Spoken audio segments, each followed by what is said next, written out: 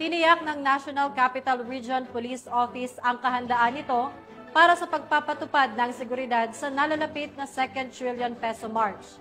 Alamin ang buong detalye ng report mula kay PCMS Mauricio Ruiz. Matikas at may taglay na command presence. Pinangunahan ni Police Major General Anthony Yabirin, Regional Director ng NCRPO, ang showdown inspection ng Civil Disturbance Management o CDM, full contingents at operational readiness check, dress rehearsal nito lamang October 25, 2025 sa NCRPO Grandstand, Camp Bagong Diwa, Bikutan, Taguig City. Sa naturang aktibidad, ipinakita ng mga CDM contingents ang kanilang tactical formations, kagamitan at sabayang galaw bilang patunay ng mataas na antas ng kahandaan, disiplina at koordinasyon ng NCRPO sa pagharap sa anumang sitwasyon. Maximum tolerance at respeto sa karapatang pantao. Ito ang binigyan diin sa mensahe ni Police Major General Yabirin.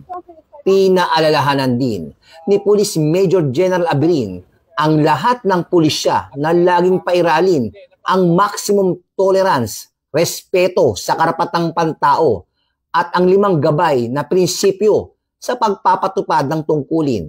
Anya, ang tunay na seguridad ay nakabatay sa disiplina, profesionalismo at malasakit sa kapwa.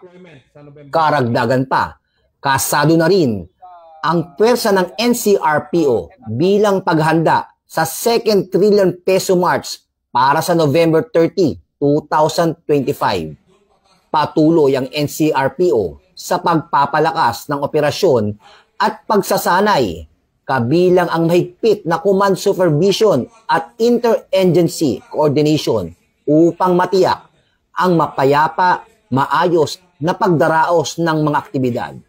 Ipinakita ng readiness check na ang NCRPO ay hindi lang handa sa kakayahan, kundi pati sa karakter at malasakit.